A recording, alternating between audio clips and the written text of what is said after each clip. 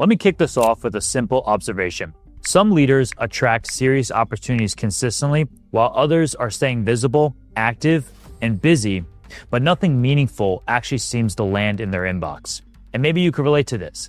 So this video is about why that happens, because it's not luck, it's not volume, and it's not being more visible.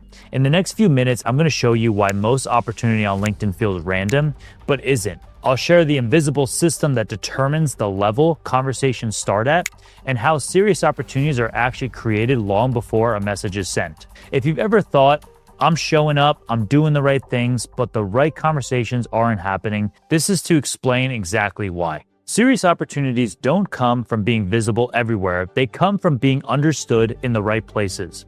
And that distinction explains something most people feel, but can't quite name.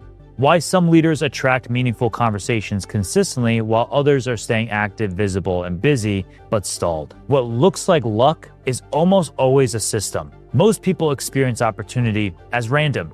An inbound lead pops through, they get a good like or a comment, a message appears, a referral comes out of nowhere, a conversation starts faster than expected, so they assume it's timing or momentum or just being in the right place at the right time because they've been doing all the right things, right? But serious opportunities, the kind that actually matter and translate into lucrative deals for business owners and founders like you and I, are rarely accidental. They're the output of something that was built quietly long before the moment actually arrived. And if you don't know what that something is, opportunity will always feel fragile. Visibility is the explanation most people reach for. If I'm seen enough, eventually something will happen. But visibility doesn't explain why two people with similar reach experience completely different outcomes.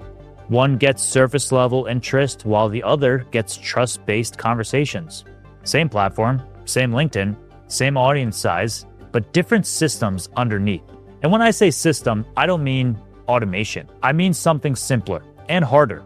A system is how people make sense of you when you're not in the room, what they assume about your judgment, what level the conversation starts at, whether they trust your thinking before you ever reach out. That's the system I'm talking about. Every serious opportunity follows the same structure. First, context. People know who you are and where to place you. Second, clarity.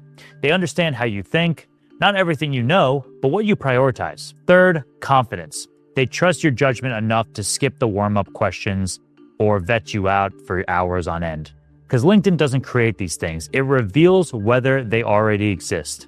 I see this pattern repeatedly with founders and executives that I work with and speak to. When someone says, oh, and I don't know why these conversations suddenly started showing up, the answer is almost always the same. Their thinking becomes easier to place, not louder, not more frequent, but clearer. They stopped broadcasting activity and started reinforcing their own judgment. And once that happens, opportunity doesn't need to be chased.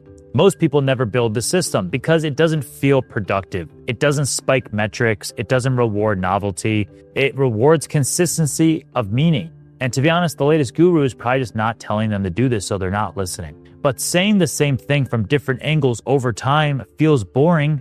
But listen, here's the truth. Boring compounds.